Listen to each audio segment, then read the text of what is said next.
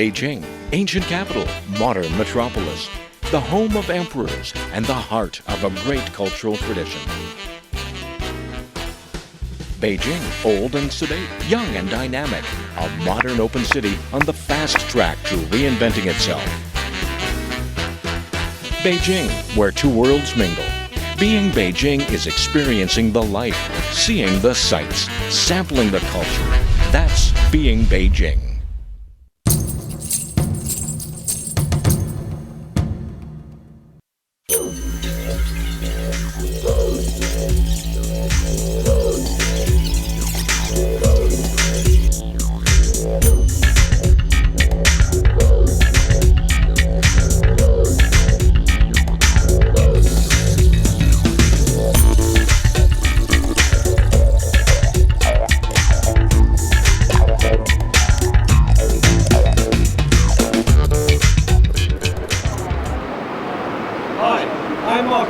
And welcome to Travelogue. I'm in the northwestern part of Beijing, in an area more commonly known as the Silicon Valley of China. It's Zhongguancun, a technological haven where some of China and the world's largest IT companies reside. For most first-time visitors, Beijing is a wonderful surprise. If you come expecting tradition and culture, you will also find a vibrant, modern city. If you expect to see a sprawling cosmopolitan worthy of its place as one of the world's superpowers, you will definitely be treated to some history and a deep sense of heritage. Make your way up to the Haidian district and you'll find these two worlds side by side. The capital's answer to California's Silicon Valley sits almost on top of China's oldest and most revered universities. It is home to two of the most famous universities in China, Tsinghua and Beijing. Along with more than 70 other institutions of higher education and 232 scientific research institutions, Zhongguancun is the most scientist and engineer-intensive place in China. Its similarities with the US Silicon Valley come mostly from the sourcing of the graduates directly into jobs within big Zhongguancun-based companies. Right, well, you'll be spending a lot of time in taxis, most likely, during your stay in Beijing. Here's a few pointers. Firstly, the meters start between 10 and 11 kuai depending on the time of day, and make sure you pick up the receipt at the end because that's the only way you'll be able to track down any stuff if you do leave it in the taxi. And finally, and probably most importantly, don't be scared to hand over your telephone to the driver who can speak to a person at your destination. They're used to that. I mean, they know that a lot of foreigners don't speak Chinese, so give that a go. Well, as a technological hub, Zhongguancun really is Beijing's main electronics market. The place you come to buy all the gadgets, phones, laptops, computers, consoles, and pretty much anything you've ever needed to make your life faster, easier, or at any rate more leisurely. Well, I was just getting some printing questions out of the way, but I've walked into one of the dozens of tall buildings here in Zhongguancun, and it really is an electronic heaven. So for all you gadget geeks out there, when you're in Beijing, come to Zhongguancun.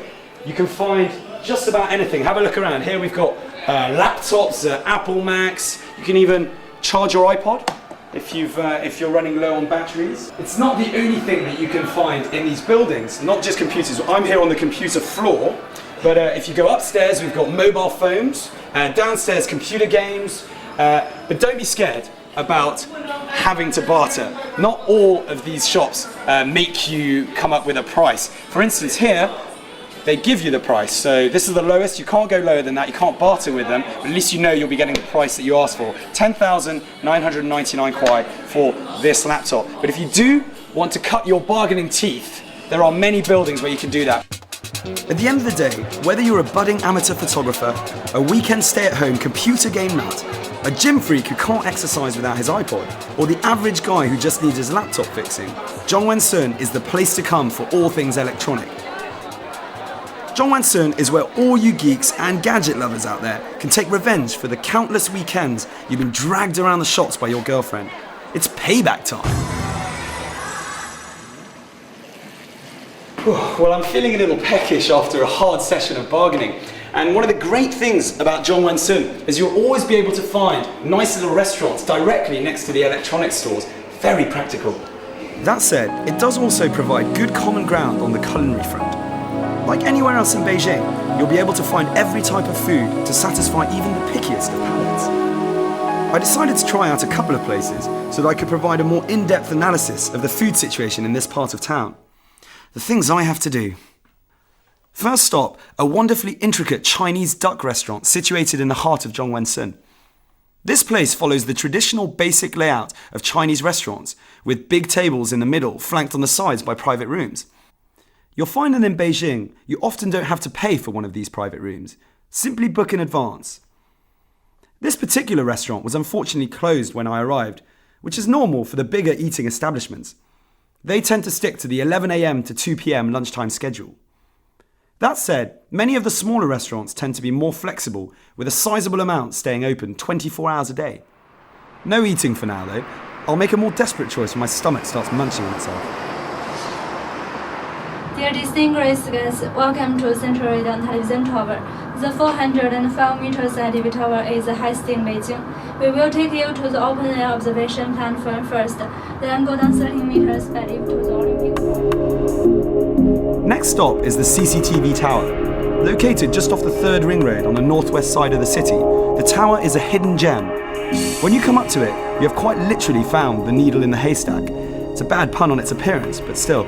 If this were any less of a city, with fewer attractions, I think the tower would feature much more prominently in tourist promotions.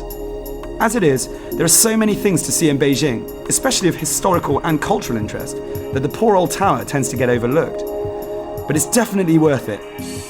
Interestingly enough, having been up the Eiffel Tower, I get a very similar feeling when I reach the top of this one. I'm in no way comparing the two, just saying that I love the open-air 360-degree view of an entire city. Okay, personal recommendation. If it's a clear and sunny day like it is today, come here. Come to the CCTV Tower. We're up at 238 meters and the wind is blowing. I'm even jumping in the wind. Look how much I move. It's beautiful. The whole of Beijing sprawling across me. Another feature at the top of the tower is that there are signs with the distances to some of the world's most famous sites, so you can actually see how far and in which direction the Eiffel Tower is. Again, you have a good chance to combine tourism with some gastronomic activity. Below the observation deck is a revolving restaurant where you can enjoy a 5-star Sino-Western buffet whilst Beijing revolves around you. Clearly out of luck when it came to finding Chinese food, I decided to go for some foreign food instead, and I headed to Wudalco, a brisk taxi ride along the 3rd Ring Road. With its cosmopolitan mix of residents, Wudalco has an extremely diverse range of restaurants. I got a tip from a friend that there is a delicious Indian restaurant tucked away in the Wu, as it is sometimes affectionately known by the foreign students there. As I walk into Ganges, I'm struck by the authenticity of the place. I'm even greeted by the familiar face of Shilpa Shetty, the Indian Bollywood star who famously won the Celebrity Big Brother series in the UK. More importantly, I'm starving and looking forward to some good grub. Now, in the majority of the foreign restaurants in this part of town, and in Beijing as a whole, the kitchens tend to have at least one homegrown chef, so you'll get your authentic taste of home away from home. Another point that all these restaurants share is that most of them will deliver. In fact, this is true with the majority of things in Beijing. From big restaurants to shops, passing by McDonald's, all these establishments are more than happy to deliver to your home, almost always for no added cost, although that depends on the proximity.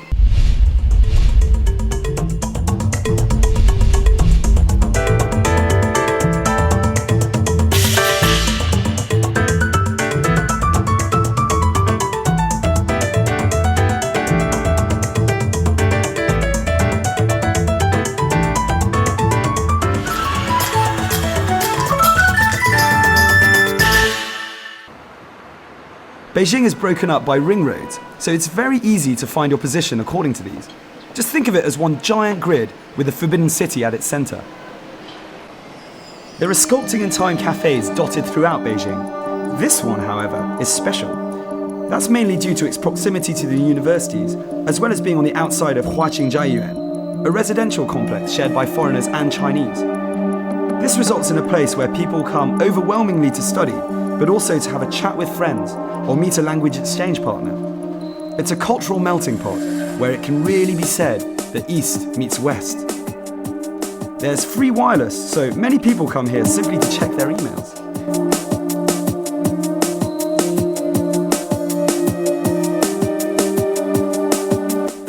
Right, so I didn't have a laptop, I didn't have a language exchange partner, and I clearly didn't have any friends. I was ready to get out of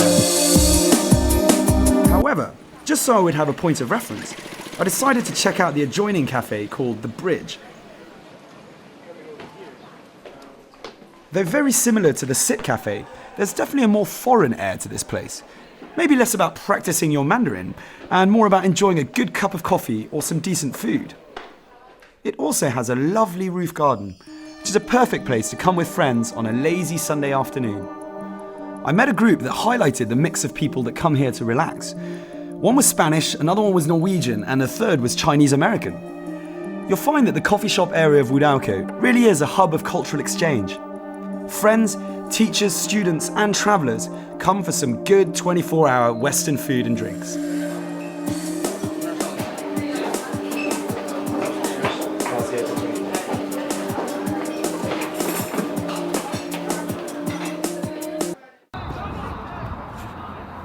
Oh God, I'm so not gonna make it.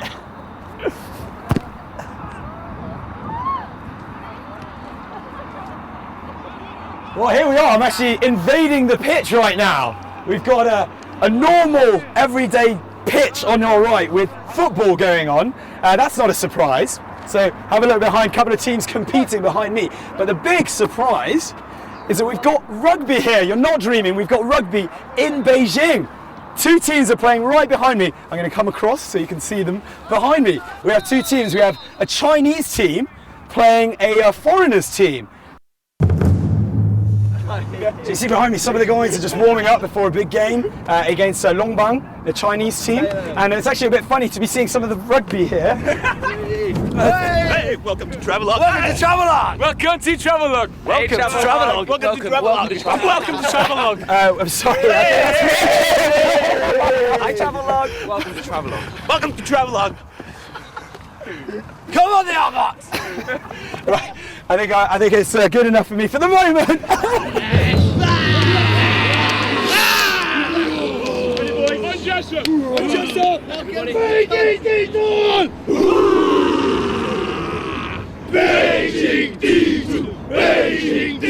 Okay, brother Hacker, boy! I was very surprised to find that not only is rugby very much alive in Beijing, but there is actually a league here. It consists of 5 teams of various nationalities. There is the Beijing Aardvarks, which is a student team made up of at least 10 different countries. There's also a Japanese side, a Chinese